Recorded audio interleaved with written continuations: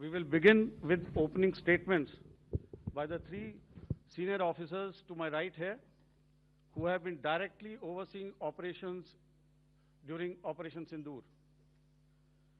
We have Lieutenant General Rajiv Ghai, Director General Military Operations, who will cover the aspects related to land domain. Air Marshal A.K. Bharti, to his right, Director General Air Operations, will provide insights on the air domain. And to my right is Vice Admiral A.N. Pramod, Director General Naval Operations, who will cover aspects on maritime domain. Following their briefings, we will move on to the question-answer session. I now request the DGMO to commence the opening brief. Thank you, Sandeep. A very good evening to all of you, ladies and gentlemen. You are all by now familiar with the brutality and the dastardly manner in which 26 innocent lives were prematurely terminated at Pahalgam on the 22nd of April. When you combine those horrific scenes and the pain of the families that the nation witnessed with numerous other recent terrorist strikes on our armed forces and defenseless civilians, we knew that the time had arrived to make yet another compelling statement of our resolve as a nation. Operation Sindoor was conceptualized with a clear military aim to punish the perpetrators and planners of terror and to destroy their terror infrastructure. What I do not state here, of course, is the often stated determination of India and its intolerance to terror. It set into motion a very diligent and microscopic scarring of the terror landscape across the borders and the identification of terror camps and training sites. The locations that emerged were numerous, but as we deliberated more, we realized that some of these terror hubs were now bereft of any presence and had preemptively been vacated, fearing retribution from us. There was also a term of reference and our own binding, self-imposed restriction to target only terrorists and thus prevent collateral damage.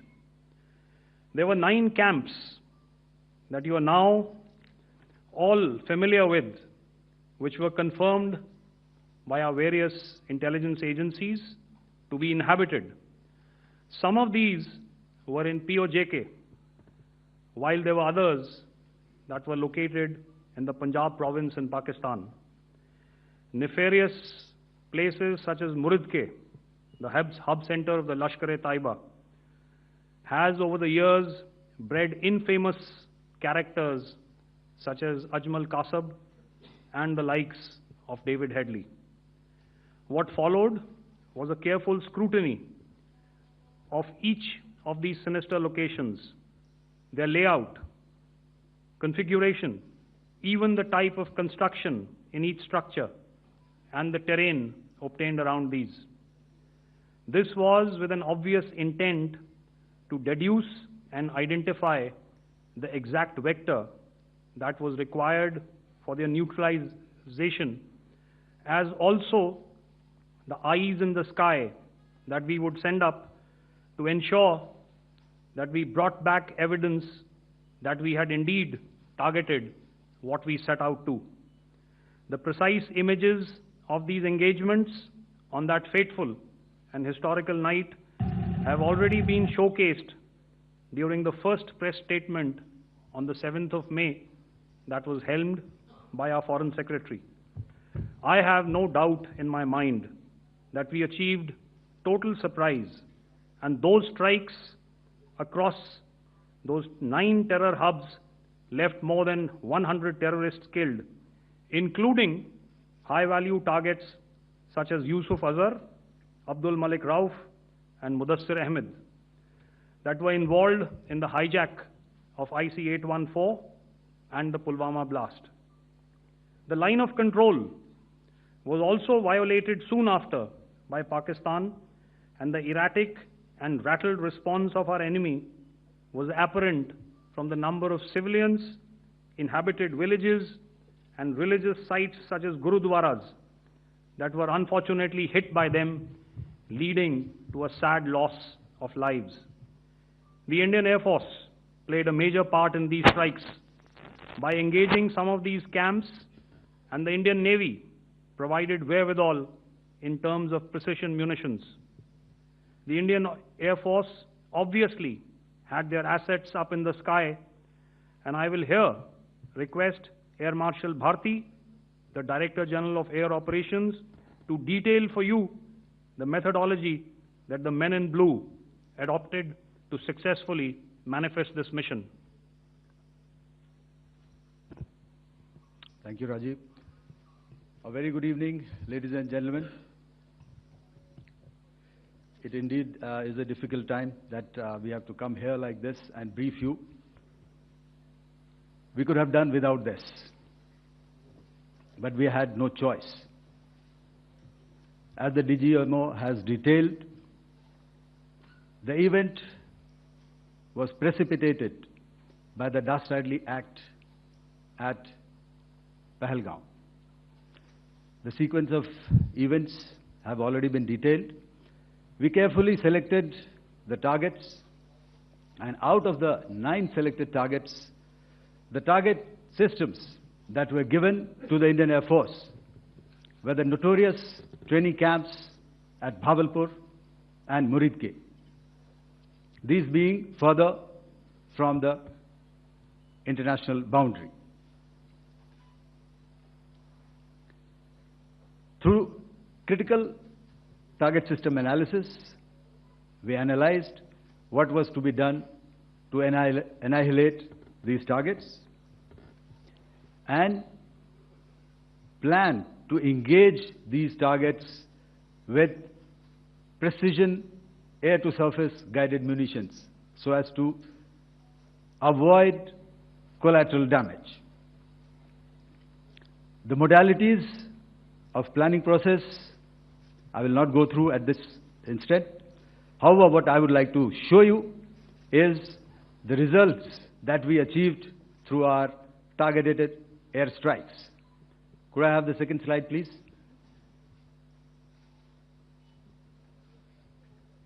Yeah, change, please.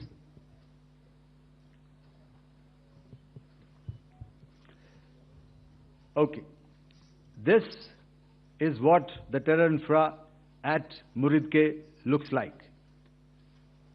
If you see, north is as indicated, and to the right is east, where the international boundary lies.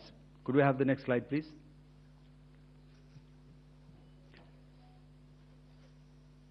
Orientating. Just go back to one slide. Okay. Please have a look at this red building, the series of buildings out here, and this empty ground. Next. If you relate, the empty ground is here, and you see this is the first weapon that is impacting. This is the impact point number 1 on Muridke training camp with our precision guided weapons on early morning 7th. Next, please. Keep your eyes glued for the second weapon coming in and the second impact on the selected target point. Next slide, please.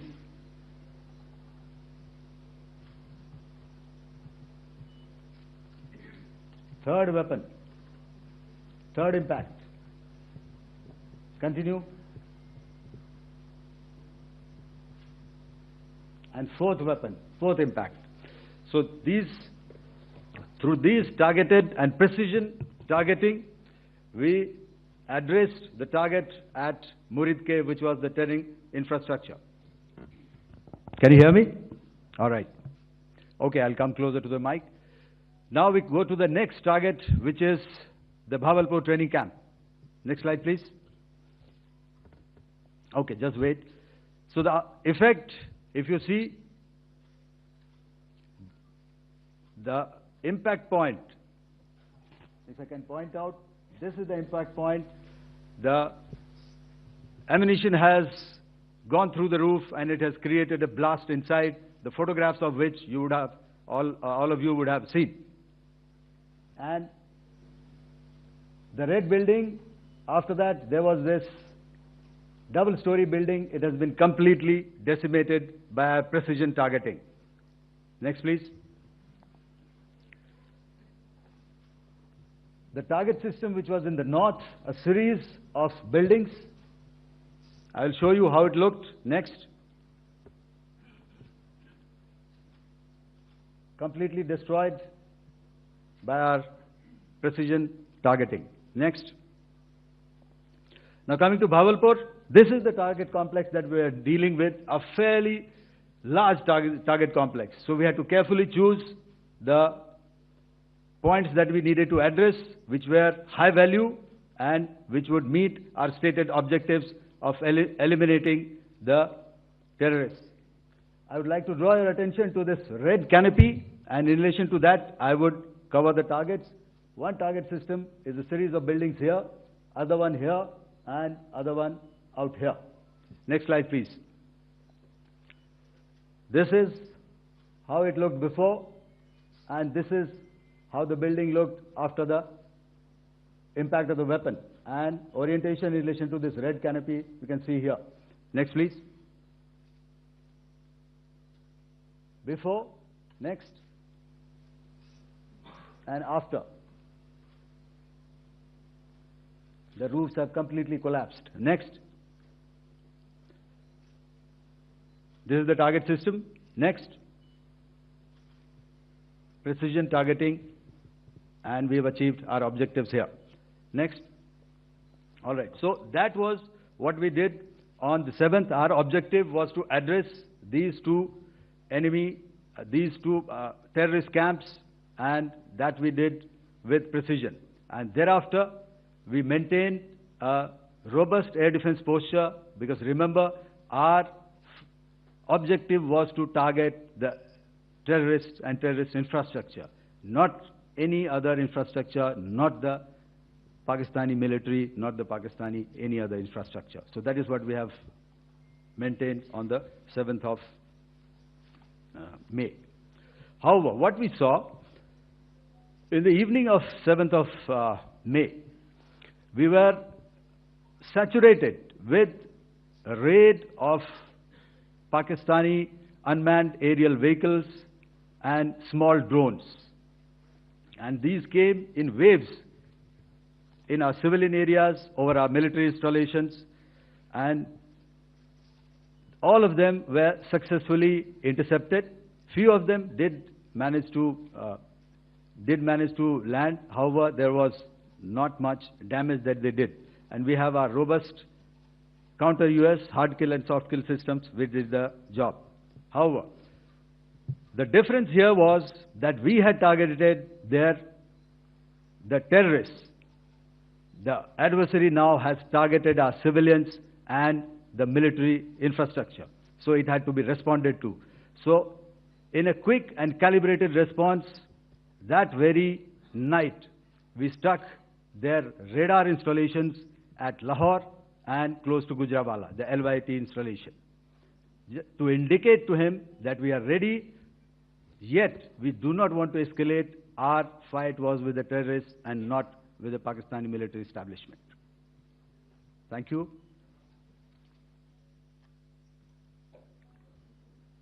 Thank you, Air Marshal Bharti. So, ladies and gentlemen, he's outlined operations not only on the night of 6th and 7th of May, when Operation Sindoor commenced, but also on the subsequent night.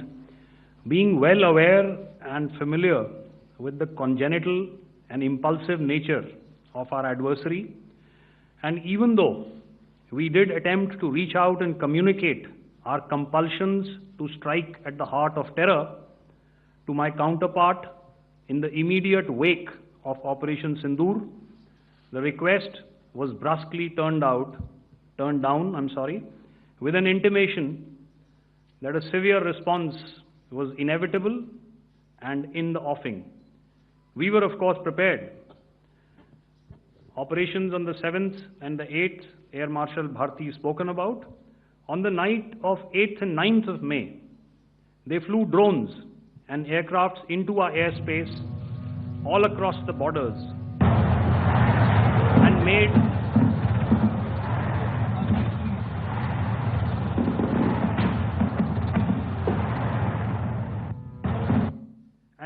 largely unsuccessful attempts to target numerous military infrastructure. Violations on the line of control by Pakistan also commenced yet again and precipitated into fierce arty engagements. The air operations on the night of 8th and 9th of May, I'll yet again request the DG Air Operations to cover.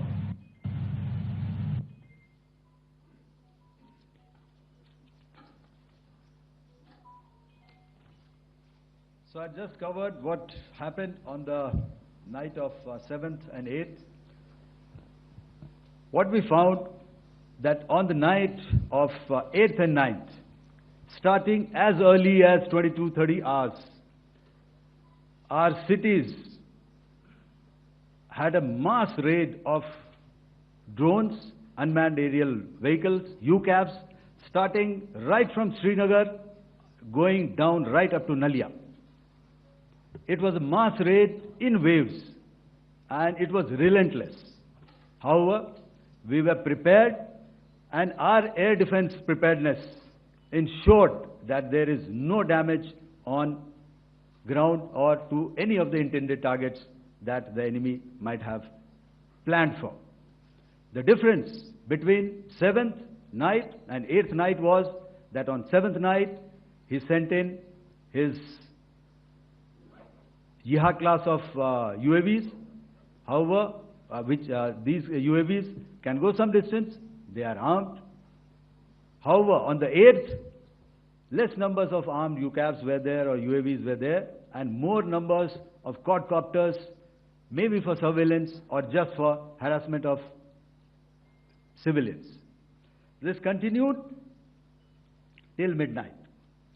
Our air defense preparedness ensured that there was no damage on the ground, either to the military installations or to the civilians.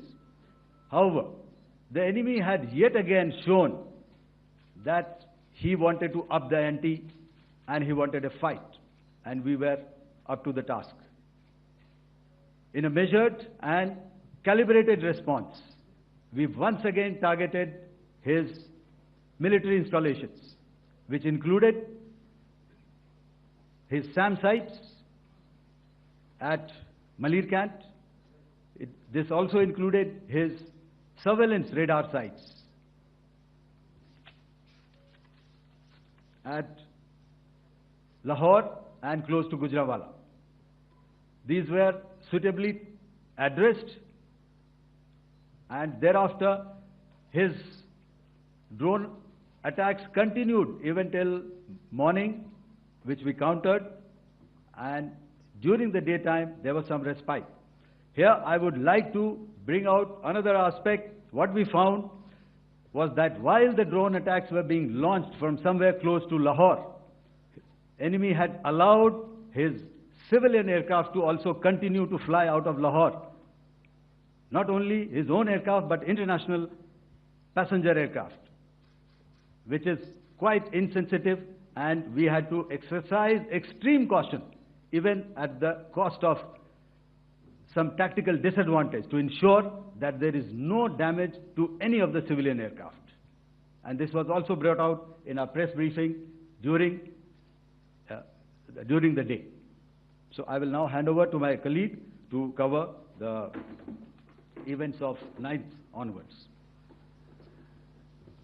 On land, we also undertook certain measures such as deployment of air defense and electronic warfare assets to establish an integrated grid with the Indian Air Force and I have seen and heard some of you wax eloquent about the benefits of such an architecture when it comes to negating and combating air intrusions.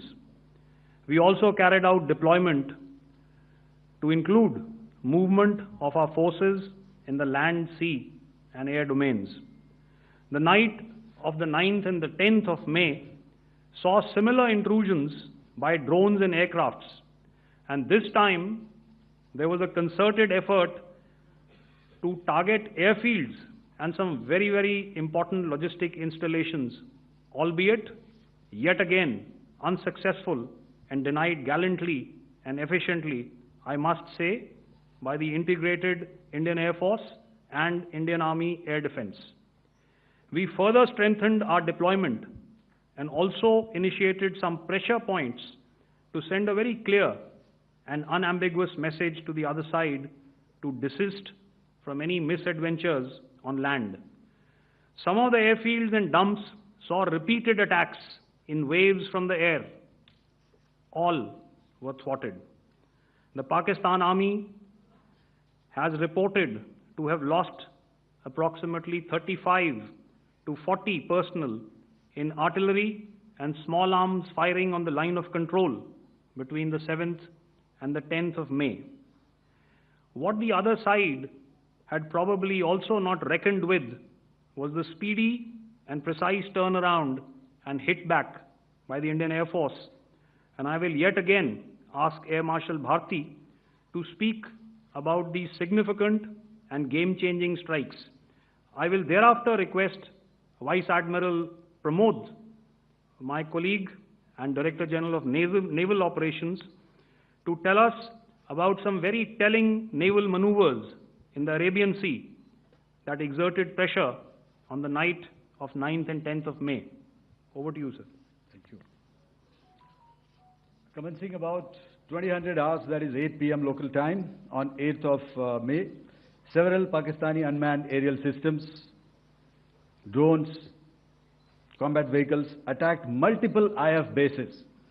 These included Jammu, Udhampur, Pathankot, Amritsar, Bhatinda, Nal, Dalhousie, Thois, Jaisalmer, Uttarlai, Falodi, Nalia.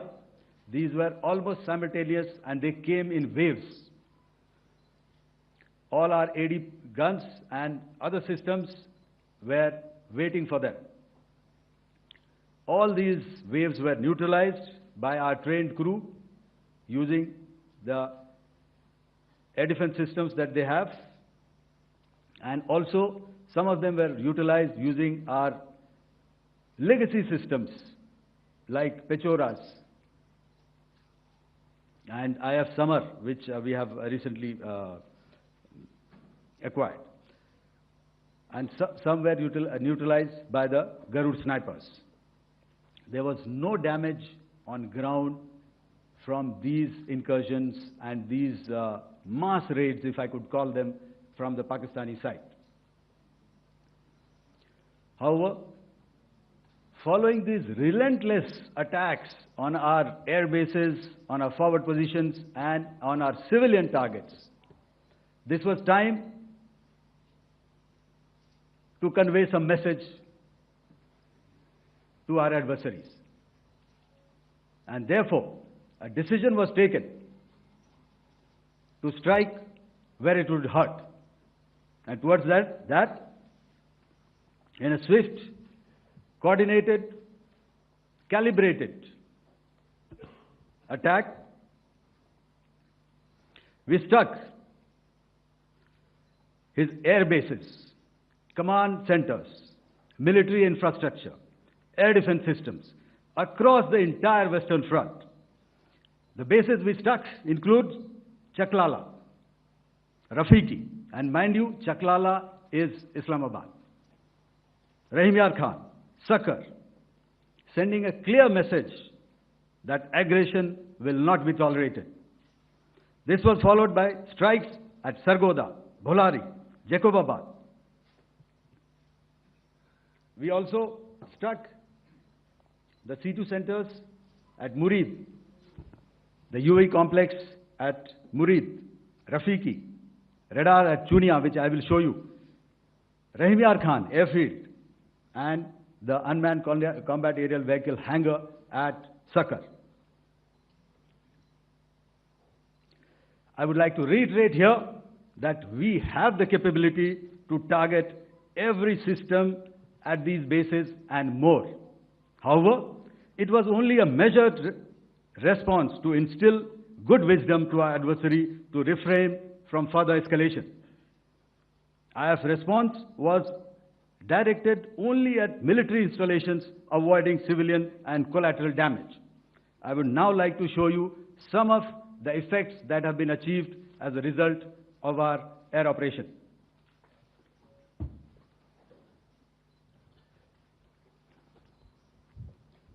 Here is the Pasrur air defense system, if you could see. Zoomed up view, this is the radar mounted on a high tower. And after the strike,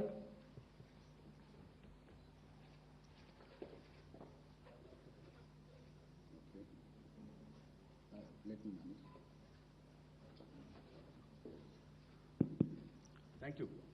Can you hear me? Yeah, thank you. And after the strike, this is what has happened. This radar has been taken out, completely burnt. Next slide, please.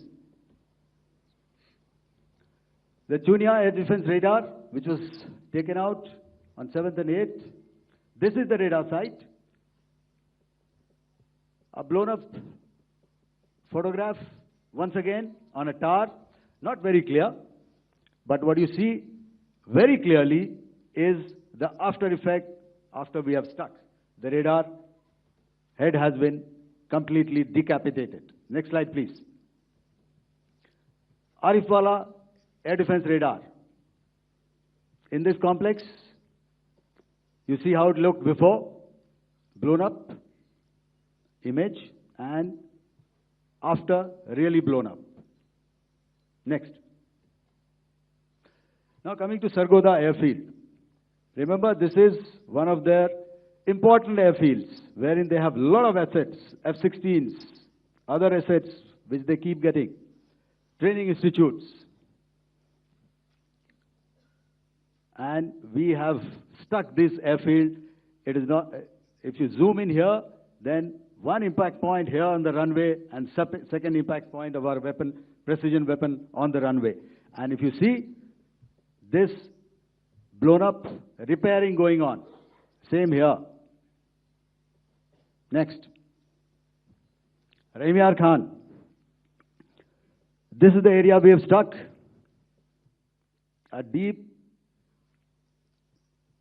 strike out here and one complex here. So this is how it looked before, and same. You see a big crater, another crater here, and this complex after strike neutralized. Next. Chaklala airfield, Noor Khan, once again a major air base, a lot of their logistic assets out here. This was the chosen complex that we intended to strike and convey a message. Next slide, please. This is how it looked before, and this is how it looked after our strike. Next. Sakar. We chose the radar site at Sakar. This is the radar site, and after it was struck, this is the aftermath, completely burnt out. Next, please. Aircraft shelter. This is how it looked before the strike, and this is how it looked after the strike. The roof of the buildings completely caved in and burnt. Next. Bolari airfield, aircraft hangar. This is how it looked before, and this is how it looked after the precision strike. Next. Jacobabad, aircraft hangar, and this is how it looked after. Next. So what I'm trying to convey here, ladies and gentlemen, is to start with, our fight was neither with the Pakistani military nor with anybody else who's there on the other side. Our fight was with the terrorists. We neutralized the terrorists That we selected to be neutralized, and thereafter we only maintained the air defense posture. However, we were relentlessly pounded by waves after waves, night after night, by his UCAVs, by his drones, and by his other unmanned aerial systems. And that left us with no choice but to retaliate, and yet our retaliation was calibrated, it was graduated, and it was proportionate. Thank you.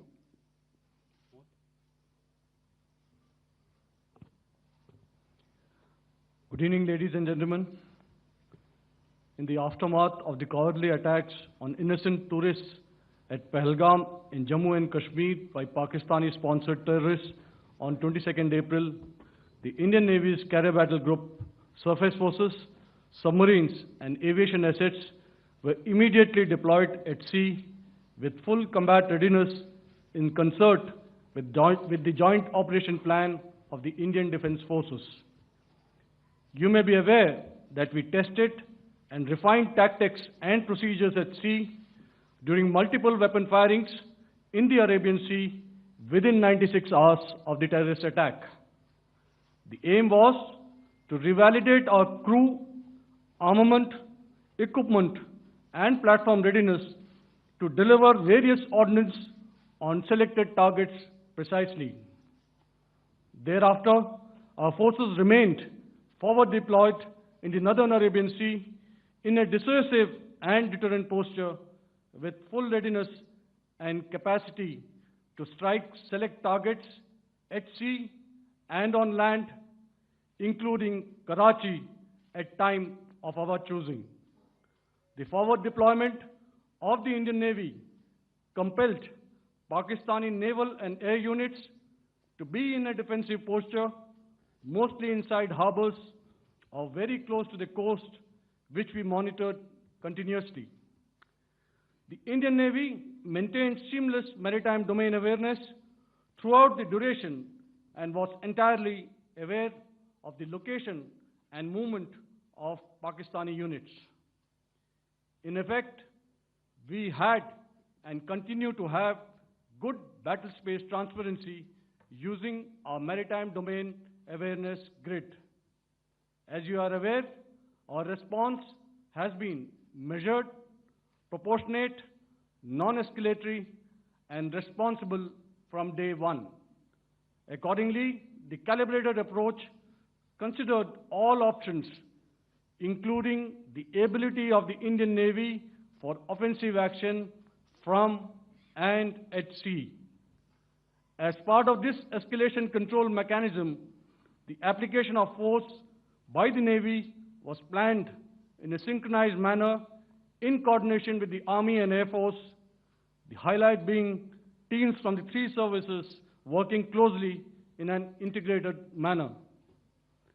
Along with the kinetic actions by the Indian Army and Indian Air Force, the overwhelming operational edge of Indian Navy at sea contributed towards Pakistan's urgent request for a ceasefire yesterday. As we speak, Indian Navy remains deployed at sea in a credible deterrent posture to respond decisively to any inimical action by Pakistan or Pakistan-based terrorists. Thank you. Samnavarna, Jai Hind.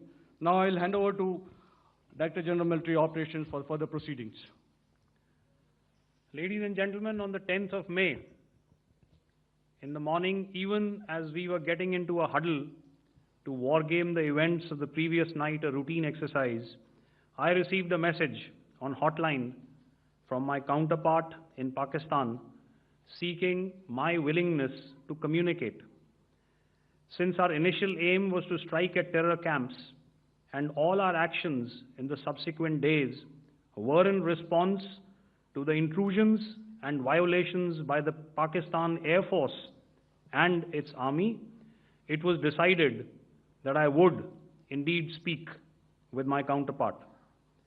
You are already aware, I've seen it being covered on national television, that my communication with the Pak DGMO was conducted at 15:35 hours yesterday, and resulted in cessation of cross-border firing and air intrusions by either side with effect from 1700 hours, 10th of May, after he proposed that we cease hostilities.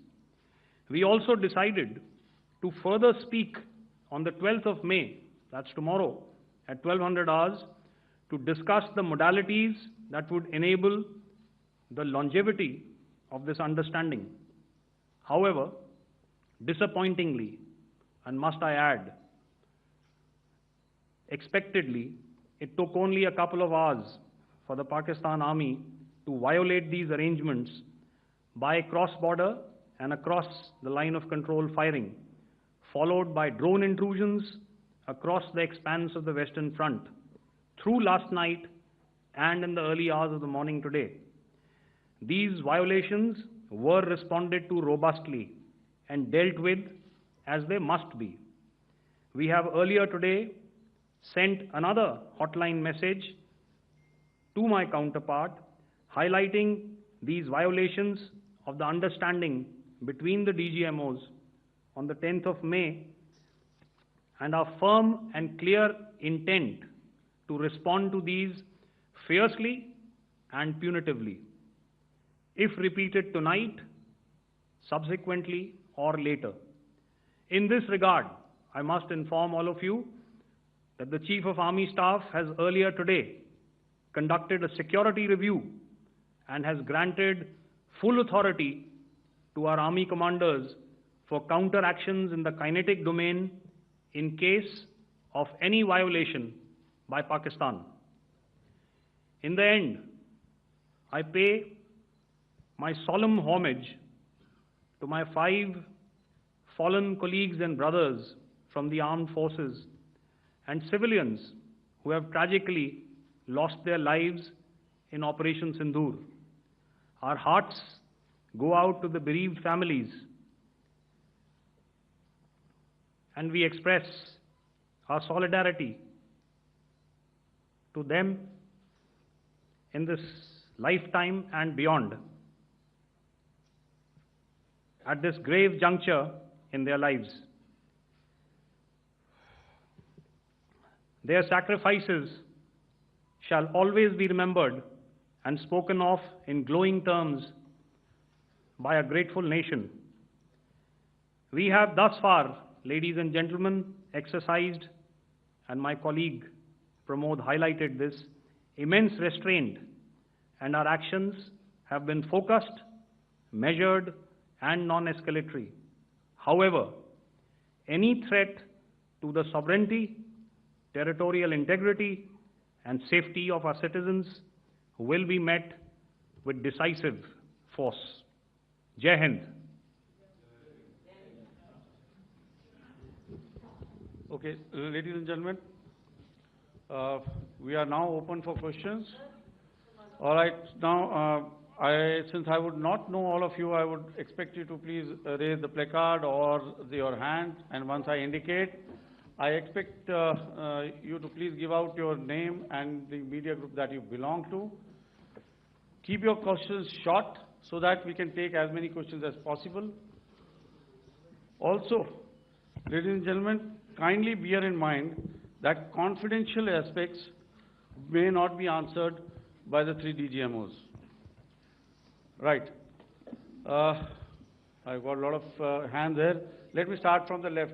Left foot always in front when we start marching. So here we have to the left, okay. Yeah, 238. Hello. So this is Manas Pratimudyan from PTI, Press Trust of India.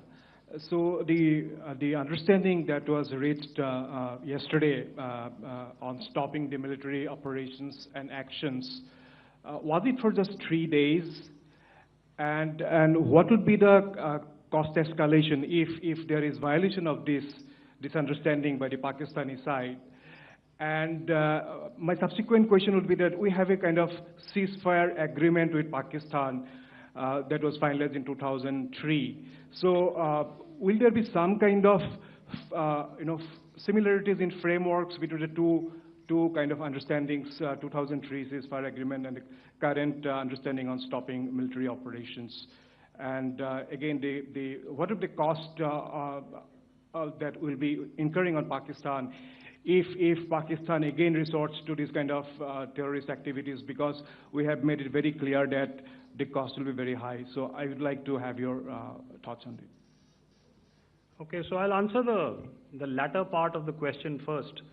I also want to add that while the initial ceasefire agreement, as you correctly pointed out, is of the 2003 vintage, but I must remind you that in 2021, in the month of February, and this was then when the crisis in eastern Ladakh was also on, the two DGMOs had spoken and arrived at a ceasefire understanding that lasted right up until this unfortunate attack at Pahalgam.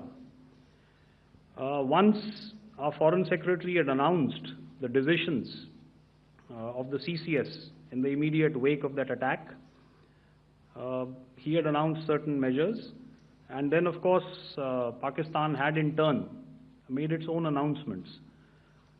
Since then, there have been certain violations of this ceasefire understanding, and of course after the 7th of May, like I pointed out during my statement, that there have been numerous violations on the line of control especially, and of course along the international boundary by the Pakistan Army and the Pakistan Air Force.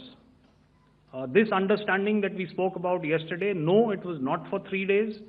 It was first to stop aggressive and hostile activities immediately, let that order and direction settle down for about 36 hours, and thereafter discuss modalities, like I said, to ensure its longevity. That is tomorrow, on the 12th of May. But unfortunately, we had a violation starting at approximately 1900 hours last night. And we've sent a communique, like I said, to the Pakistan Military Operations Directorate. And we will await as to what happens tonight. All right. The cost escalation, I'll leave it to your best imagination. I've already said that the response will be fierce and punitive. Now, the right foot forward. Yeah.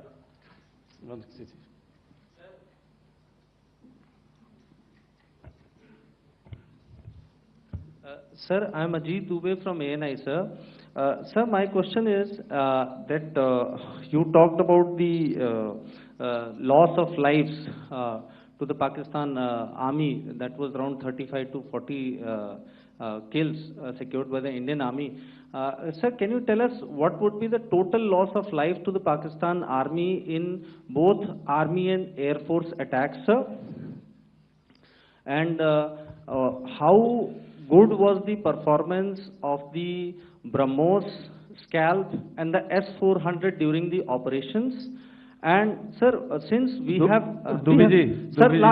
just one no line, multiple sir. questions, please. Sir, all right. And since sir, we have achieved such a spectacular, we have made good achievements in this entire operation, can we say that we have emerged victorious, or we have a big upper hand over the Pakistanis in this entire conflict? Thank you very much, sir. So I'll answer the question about the loss of lives on the other side. Of course, there are various means to ascertain that number. There is information from various agencies that come in. There are, of course, on the line of control, other ways to find out as to what has been the effect of what you are doing there in ceasefire violations. So therefore, I mentioned 35 to 40 on the line of control, and please remember that once Operation Sindoor was launched, the responses of the Pakistan Army were also on Indian Army or the Indian Armed Forces infrastructure. Let me put it that way. So that's why I did not cover casualties of the Pakistan Army, at least in the initial phases of battle, because those were not our targets. our targets were terror-oriented. And of course, later, once they launched air intrusions and air operations on our infrastructure, we've used heavier weapons, and of course, there would have been casualties, but those are still being assessed. The effects of the weapons that you mentioned, I will request Air Marshal Bharti to apprise all of you about those. Good evening, Mr. Sujit. How are you? Ajit. Okay, we're meeting after some time. I never mentioned about any of the weapons that we used. Check. Okay. What I was saying, that I never mentioned of any of the weapons, the caliber that we used. All right, so we'll leave it at that. Those are matters of operational details which I would not like to go into. But suffice to say that whatever methods and whatever means we have chosen, it had the desired effects on the enemy targets. How many casualties? How many injuries? Well, to start with, our aim was not to inflict casualties, but in case there have been, it is for them to count. Our job is to hit the target, not to count the body bags. And the last part of your question, I wonder if you read out the tweet on ADG-PI at midnight once we'd done what we had to in Operation Sindoor. And that's credit to my friend here on the left. Justice has been served, Ajit. That is all that I will say. Ajit, I'll request you to, refrain putting words into his mouth. All right. Yeah, I'll come back to the left. 147. Sorry, 47. No, one more. 47. Did I see it here or? Yeah. Good evening, gentlemen. Sorry, 147, I saw it there. Sorry. Yeah, since I've already said, 147, start please. Hi sir, good evening. This is Shivam Patel from Reuters News Agency. Thank you for giving me the opportunity. My question, sir, is how many military targets did Indian Armed Forces strike in Pakistan in response to the attacks from Pakistan? How were these targets selected? And how many troop casualties have been there in total on both sides, if you can give details? Thank you. I'm sorry, where are you? I haven't spotted his... Here's to the right. Okay. Can you just repeat that for me, please? Sure, sir. So my name is Shivam Patel. I'm from Reuters News Agency. My question is, how many military targets in total did the Indian Armed Forces strike in Pakistan in response to the attack from Pakistan? How were these targets selected? And how many troop casualties have been there on both sides, if you can? So you're speaking of the targets that I mentioned in the wake of the attack at Pahalgam, right? Yeah, I think it's amply clear to everybody here that the Pakistan army has not crossed the international boundary, neither in the plain sector nor on the line of control. So the intrusions have been in the air. There have been certain attempts on the line of control when ceasefire violations have been on to try and infiltrate and carry out and perpetrate activities that we are all very well familiar with. Whether these are by terrorists or by the Pakistan army or its special forces and commandos is difficult to say, but each of these have been effectively thwarted. So therefore, as far as engagements of military targets on the other side is concerned, I thought Air Marshal Bharti covered those very well and in detail, and he also mentioned as to how they went about targeting those. I think those images were very clear and very, very graphic in telling us as to what we needed to hit. And you'll remember right at the outset I said that we even went into what was the construction in each of these locations and therefore decided on the vector that had to be utilized. Please. Okay, if I could add to what the DGMO has said, I have already detailed the targets. Now, whether it is X numbers or Y numbers is that is immaterial. And what damage have we inflicted? You have seen. What are the casualties on the other side? As I said, that is for them to count.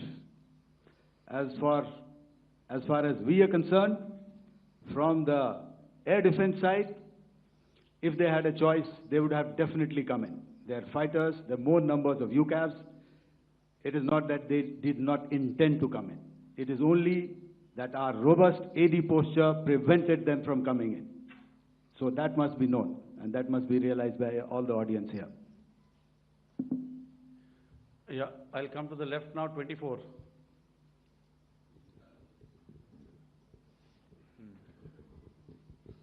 Good evening, sir. This is Anvesh Rath from Z. Sir, I wanted to know on the first briefing, which was done by FS and two representatives from Air Force and Army, you showed a list where there was 21 places in that list. You have stuck 9. Are more operations going to be held? Is Operation Sindoor still on? And the second question, thank you, sir. Thank you so much. And also, I want to congratulate all three of you for a fantastic operation that you guys have done. Thank you so much. Thank you so much for that one question. Yeah. Sir, the question. Unfortunately, Rath, is that your name? I'm sorry. You know, as far as operational details are concerned, I am not in a position to share those right now. But I think I'll take a cue from Pramod. You know, he said towards the end that the Indian Navy is still in a posture that is deterrent.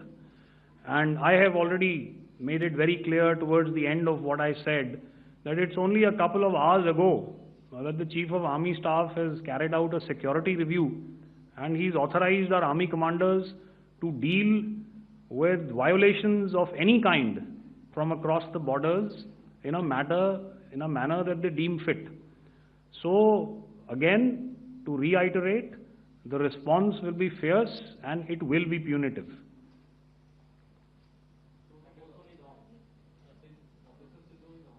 Yes. 163. I'll go back this side now. Yeah, 255. She said middle wale kya karenge, so 255. Oh, sorry. Good evening, sir. I'm Shailesh from National Defense. Please allow me, first of all, to pay my gratitude for protecting us Indians. Thank you very much. Sir, since the enemy has been talking about taking down our aerial platforms, it would be deemed fit in case we can reveal that we have taken down their fighter jets. What could be the number? Though you said that they may be not good to reveal the platforms, but since this has come from various quarters in Pakistan, so I believe that we need to answer, in case if you can, sir, if you may allow. The question is for me? Yes, sir. Okay, and if I get it right, you want to know how many of their planes we have downed? Yes, sir. Yes, sir. All right. See, as I said, their planes were prevented from coming inside our border. All right. So we do not have the wreckage with us, but definitely we have downed a few planes. Numbers, we would not like to hazard a guess out here. Okay. I have the numbers. Okay, and we are getting into the technical details of it to establish it. So I would not like to put a figure at this time, but definitely there are losses from their side which we have inflicted. Were they, please don't ask. Were they fourth generation plus, sir? No, see, you're putting words into my mouth. Why do you say fourth generation? Let us make it high tech. Okay. Thank you so much. All right. Yeah, 163.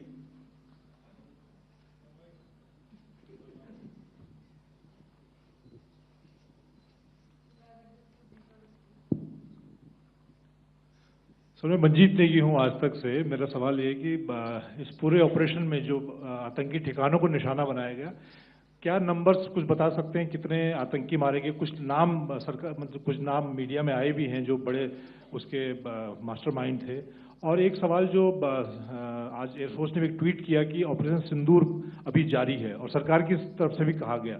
और पिछली बार जब विदेश मंत्रालय की press conference पहली हुई थी उसमें वो लिस्ट दिखाई गई थी कि 21 टेरर कैंप आइडेंटिफाई किए गए हैं। तो क्या जो बाकी बचे हुए टेरर कैंप हैं उन पर भी कार्रवाई होगी? और एक नंबर अगर आप बता पाएं कितने टेररिस्ट मारे गए? Sir, before you answer, sir, before you. Manjeet ji, 3 questions. The third one has just been asked here before. So 21 this thing. So I'll request the first to be answered so that we have more number of people who can ask. Manjeet, जब मैंने statement दिया तो मैंने शुरू में ही कहा कि जैसे ही ऑपरेशन सिंदूर कॉन्सेप्चुअलाइज हुआ तो हमारा जो पीछे की कार्रवाई होती है स्पेड वर्क और टारगेट्स को आइडेंटिफाई और एनालाइज करने की कार्रवाई शुरू हो गई थी। मैंने जब स्टेटमेंट दिया तो मैंने बताया कि बहुत सारे थे, हमने 21 दिखाए होंगे और भी हैं, लेकिन वो लिस्ट फिल्टर करते करते 21 तक पहुंची। अब क्या आगे एंगेज किए जाएंगे?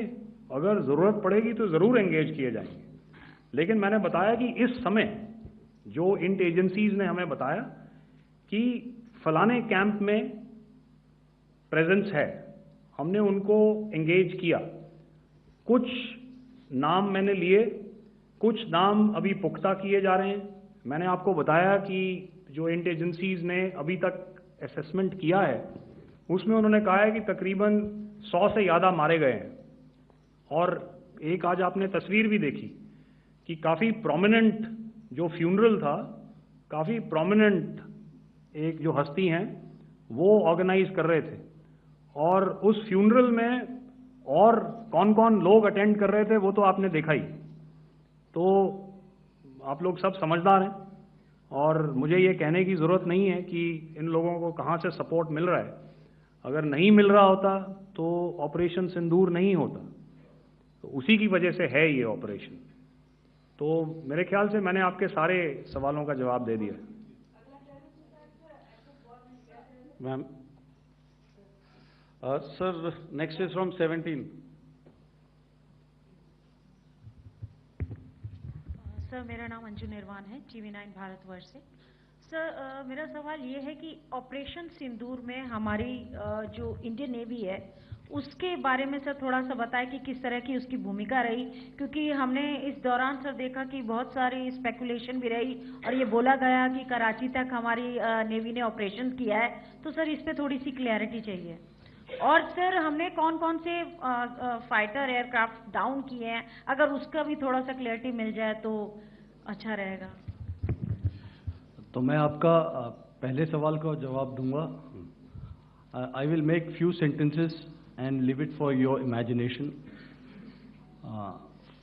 First of all, as I mentioned, we have quantitative and qualitative edge to deliver a massive blow to our adversary, and we completely dominate in the maritime front.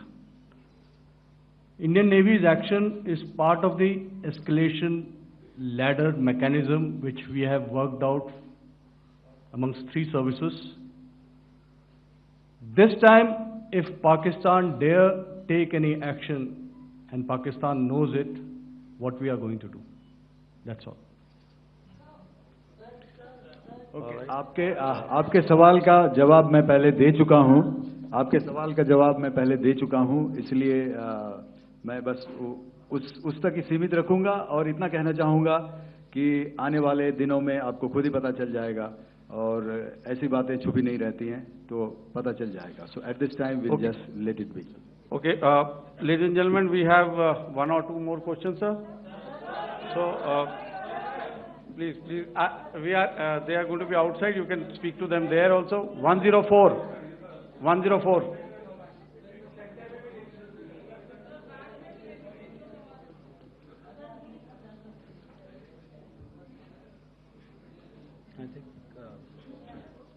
Yeah, ask sir. Sir, Dinaka with the Hindu newspaper. Are you surprised that you got this question? No, sir. Just a look.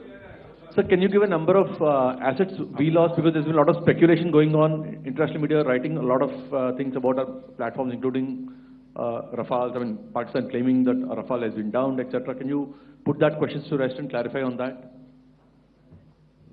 I guess that question is for me. All right, I'm happy that you've asked this question. You know, we are in a combat scenario, and losses are a part of combat. The question that you must ask us, okay, and indeed that we must ask ourselves, you inclusive, is have we achieved our objectives? Have we achieved our objective of decimating that terrorist camp? And the answer is a thumping yes. And the results are for the whole world to see. As for the details, what could have been, how many numbers, which platform did we lose? You know, at this time, I would not like to comment on that, because we are still in a combat situation. And if I comment on anything, it will only be advantage adversary. So we don't want to give him any advantage at this stage. All I can say is that we have achieved our objectives that we selected, and all our pilots are back home. Thank you. Okay, hold. Please don't. Please be civil here. So we'll have 220 now. Hello sir, this is Anita Chaudhary sir from Swadesh newspaper. मेरा सवाल है, क्योंकि ये हमारे जो पहले जो action रहा वो आतंकवाद के खिलाफ रहा, तो आतंकवाद में अजहर मसूद की तरफ से एक बयान जारी किया गया था जिसमें उन्होंने कहा कि हम इसका बदला लेंगे और जाज जाज रुलाएंगे।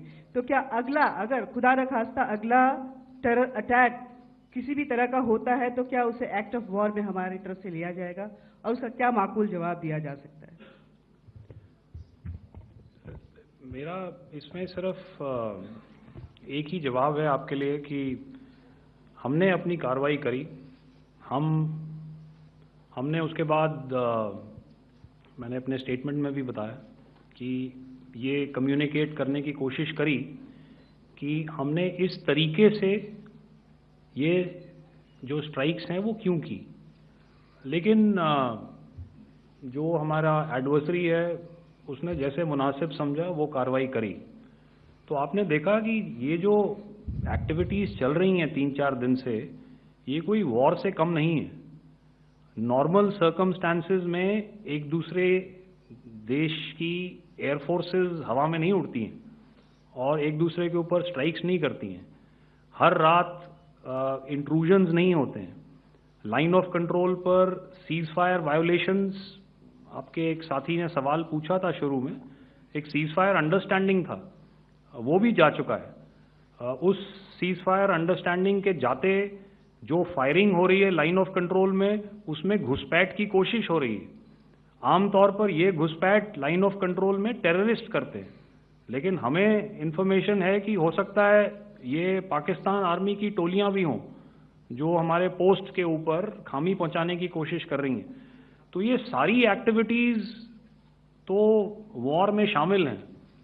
तो ये कहना मुश्किल है कि आगे क्या होगा, वो स्पेक्यूलेटिव जोन में आ जाता है और मैं स्पेक्यूलेट नहीं करना चाहता हूँ। हर एक सिचुएशन अलग होती है और उससे एक तरीके से डील किया जाता है। सर मैं एक सवाल इसका मैं जवाब देना चाहता हूँ, 1 मिनट। जो मिलिट्री होता, our main job is to prevent war and maintain peace and stability. So it is not that our response is a graded response. That means अगर किसी ने किया तो उसको ग्रेडेड उसमें किया। जैसे टेररिस्ट एक्शन हुआ तो what we did is the terrorist action and we destroyed all the terrorist camps. उसके बाद आपने देखा कि उनने थोड़ा सा कोशिश किया तो हमारे एयरफोर्स एंड आर्मी ने क्या किया, तो मिलिट्री टारगेट्स हैं उनके ऊपर थोड़ा। So our aim is to maintain peace and tell our adversary that you do this and the response will be bloody. Okay, now as per the, please, we'll have 166 and 25, and after that no more, please. Sir, Sir, this side. Ladies and gentlemen, please maintain, Sir, I this request side, you to please be quiet. Jal Ghai? No. This side, sir. We have only two questions left, 166. Okay, sir. Yeah, please ask.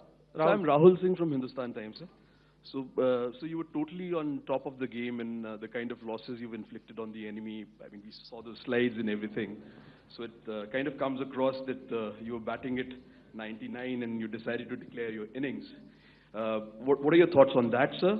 And do you think, are you weighing the option of the Pakistan army using this time, buying this time of the so-called ceasefire or the understanding? And you talked about how they could not be trusted. So buying time to kind of build up their war reserves, getting stuff from their friends like Turkey or China, are we considering that possibility, sir? Look, see, the call came from the Pakistani side to speak about cessation of hostilities. What pauses mean during such conflicts is known to everybody. You know, I don't want to go into the pros and cons of how preparation for war is made. You know, that is a process in itself. But I think my senior colleague here, the DG Air Operations, spoke, or he alluded at least, you know, to what this operation was precisely and specifically meant for. And I think that's something that we achieved, you know, right at the outset. Had we had the option not to go further, we probably wouldn't have. But we've been compelled to be in this situation. And as you've seen, the armed forces of India, and you know, you've got the three Director Generals sitting here, we are always prepared to face any eventuality. And like I said, that's for the sovereignty, the territorial integrity, and the safety of our citizens. So whatever has to be done will be done. You know, I'm not so concerned about what Pakistan will do in this time. I'm only concerned about what we will do. We have a roadmap and a plan, and we will follow it diligently, and we will follow it to the T. You know, that's the contention that I want to make here today. Ma'am, please. Okay, the last question, and ma'am, 25, she has been she's been asking since the first one. Sir, I'm Nandita. Sir. She's not asking a question. Sir, I'm Nandita Dagar, DAGAR from DD News and DD India. Sir, I wanted to ask you that my question is to General Ghai. Sir, you spoke to your counterpart yesterday and the Pakistani counterpart. Sir, what is the Indian Army's assessment that despite that agreement, that talk that you had, despite that agreement coming into effect at 1700 hours yesterday, why did they violate it? And number two, yesterday at the Joint Defense Ministry and Foreign Ministry briefing, Wing Commander Vyomika Singh and Colonel Sophia Qureshi had told us that we have cited the Pakistani troops amassing at the borders and at the LOC. Sir, has that situation changed? Have they withdrawn? And sir, if in case, despite now there is a lull, of course, but if tonight again, if the enemy again carries out shelling and aerial intrusions through drones, what is going to be our response, sir? Thank you. So, without outlining the specifics of that response, I've already made it clear that there will be a response, and it will be fierce, and it will be punitive. Why the Pakistan Army chose the option of violating the understanding that was arrived at earlier yesterday, I think that's a question that we best answered by the Pakistan DGMO. I wouldn't be able to, you know, give you that. But, you know, in situations such as these, and if you go back into any conflict, sometimes these understandings take time, you know, to fructify and manifest on ground. But without, you know, getting into the reasons, it is our mandate to be prepared at all times, and that we were. It's not as if because there was an understanding we weren't prepared. I must tell you that the armed forces were on a very, very high alert, and they continue to be in that state even as we speak. Oh, all right. Ladies and gentlemen, please, ma'am, please, Okay, thank you so much for coming today. Those who have missed asking a question, those who have missed, see, I knew I'll grab this attention from you like this. Those who have missed the opportunity to ask a question can give me a written one. I'll definitely get back to you with that. And also, they are they are invited for a cup of tea in my office day after tomorrow. Thank you, ladies and gentlemen, for coming. Thank you. Thank you very much. Jai Hind. Jai Hind.